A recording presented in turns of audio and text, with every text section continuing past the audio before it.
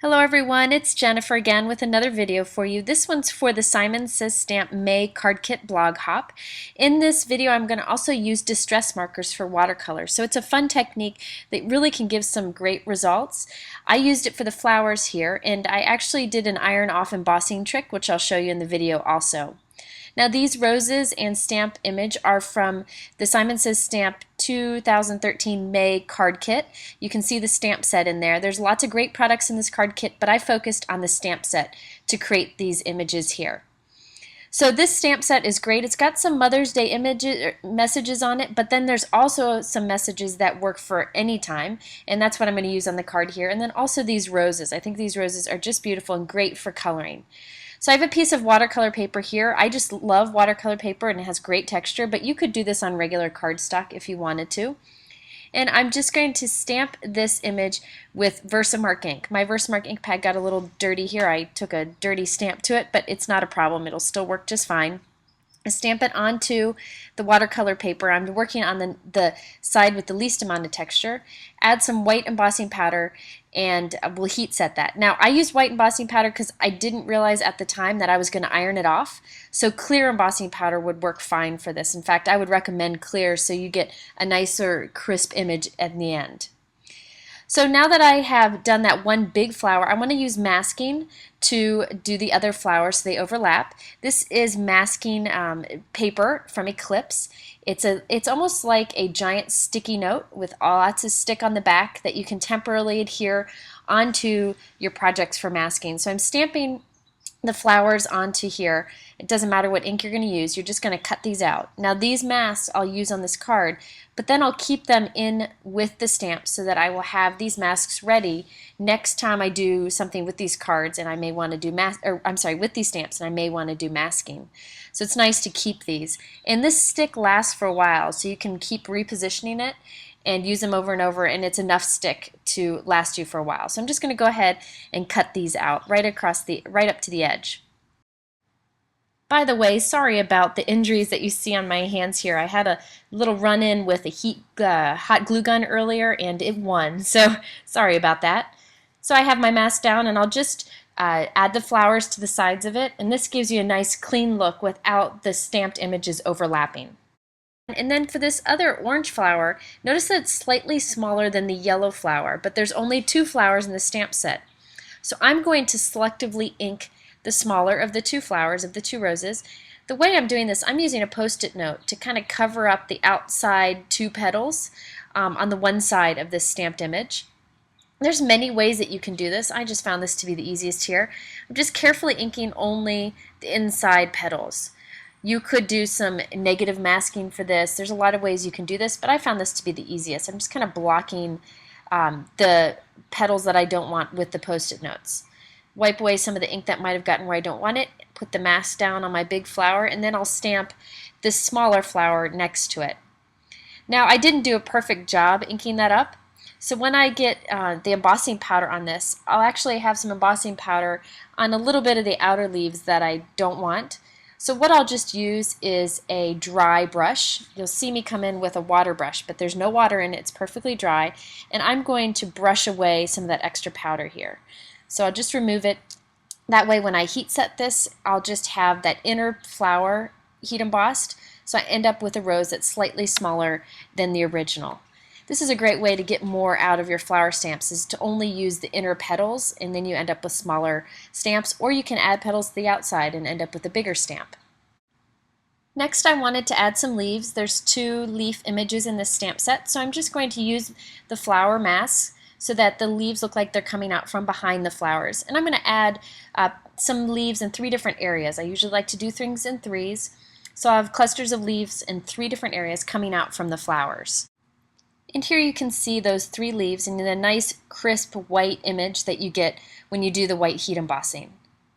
Now it's time to add some color, and I'm using the distress markers from Tim Holtz. This is the worn lipstick color, and I'm going to do this quick and dirty. There's no reason to spend a lot of time using these markers. You can do it quick and get great results very easily. I'm just going in and adding lines of color with the brush tip right along the inner sides of all the petals where the darker color would be. So I'm just doing this quickly. The white embossing powder will resist the ink, so you don't have to worry too much about staying in the lines. You can see this is quick and easy to do. Now I'm adding some water to my craft sheet and picking it up with my brush here, and I'm just painting it in. So I just pick up the color where I scribbled it on and just blend away. You can see this doesn't take much to do. I wish I was better at watercolor. I'm not.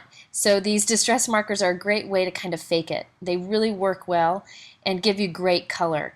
Distress markers are unique from other markers in that they react with water and they blend and move. So they make them great for doing this technique. You can see how quick and easy this is to do. If you struggle with watercolor pencils, I find the distress markers to be a lot easier to use, and you can get the same kind of results. Now I've started with not much color here, with a lighter color also, so I'm going to end up with soft results, but I'll show you how you can intensify the color if you want. I am choosing to use a lot of water here so that when it dries, you'll see like dried puddles of color, which reminds you that it's watercolor, not marker colored. I think those kind of puddles of color that dry up really look great and give you a fun watercolor look that makes it different from markers or pencils. So anyways, I'll show you that close up in a moment here. Now I decided I wanted to add some more color. You can scribble onto your craft sheet and pick it up with the water and just keep adding color this way if you want to. I'll show you another way you can add more color in a bit also. I also decided I wanted to add some more depth into the center area, so I'm using Barn Door Distress Marker. It's a reddish color. Just adding some scribbles onto the center. I let all that pink dry first so I didn't get any water onto the tip of my marker. And now I'm just going to blend this in. So this is a great way to layer colors together and get some fun blending of colors, or to kind of create your own color on your own. So I'm just going to keep adding some colors here until I'm happy with the results I get. Now you can keep this soft or keep adding color to get a more intense look. If you really want a very intense look, I would use less water, but I think part of the fun of the water is the watercolor results that you get. For the bottom flower, I'm going to turn it yellow. So I'm adding some yellow right along the inside edges of each of the petals, and then I'll go in and add some water to it. Now this will end up being a brighter yellow, so I decided that I wanted to go in and add some deeper color to it also. Once the yellow is dried, I'm going to go in with my Spice Marmalade pen here, and I'm just going to scribble it off to the side here on my craft sheet. I could have gone directly onto the paper, but I wanted to control how much I added at first to see if I really wanted a lot of this color. So I'm just going to go and add this in. If I did want this to be darker, I could just take that marker directly on top of the dried yellow and add some more blending that way. And again, to leave this with a watercolor look, I just added lots of water onto that so it kind of puddles up and it'll dry really nicely. Now it's time for that last flower up there. I'm going to go in with the dried marigold. This is a fun peach color, and I'll just add some color to this and color it as I did the other with the water. And you'll see that this all starts to dry and give you some great color up against the white embossed edges. These distress markers really make things easy because you don't have to be good at watercolor to use them and get good results. I'm terrible with watercolors, but with these distress markers, it's really quite easy. And then finally we have the leaves. So I'm just adding some peeled paint into the darker areas here up against the flowers where there's some shading, and then just along the center lines. Then I'll go in with some water on the tip of my brush here and pull the color out.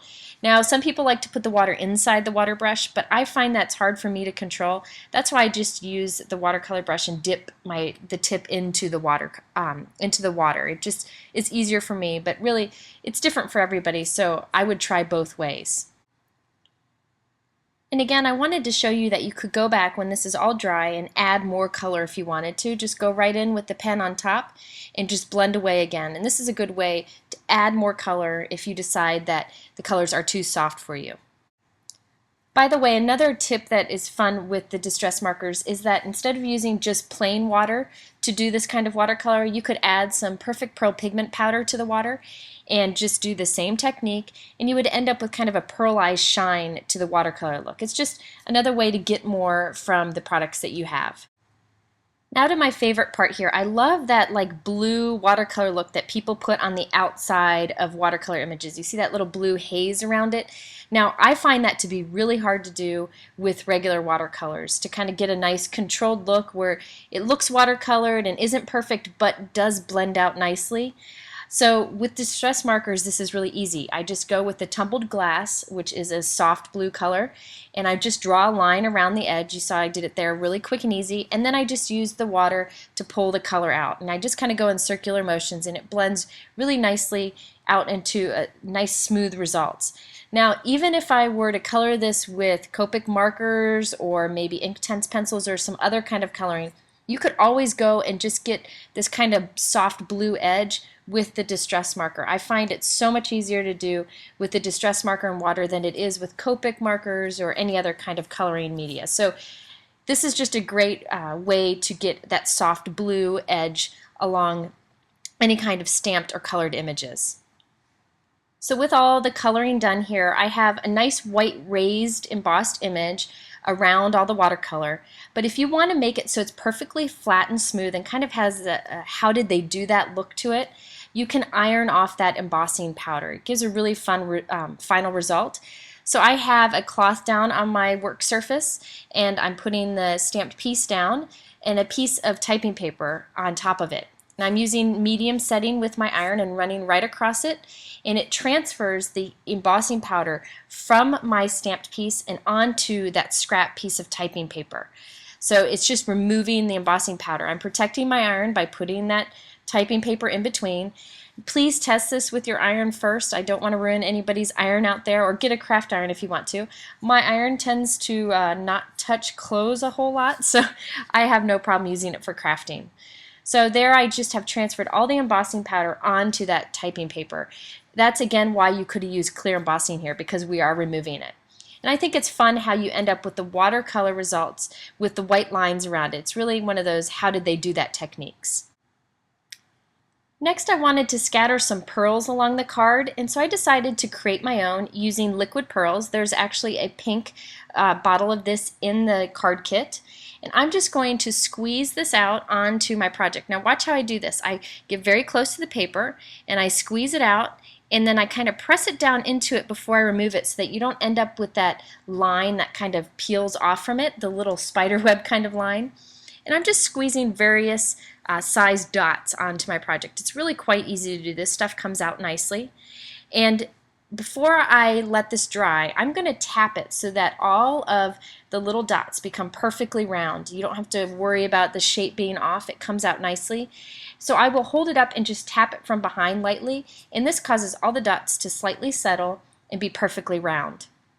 I also stamped a greeting on here. This is from the same stamp set. I just stamped it with some black Hero Arts dye ink. So now that I have all my little dots on here, you'll see me pick it up and lightly tap it from behind just to allow those little dots to settle down. And this is a great way to kind of create your own enamel accents or pearls to decorate your card. And there it is, a way you can use distress markers to get a great watercolor results even if you aren't good with watercolors, and a peek at the Simon Says Stamp May card kit. If you have any questions, please visit my blog at jennifermcguireinc.com. Thanks for watching.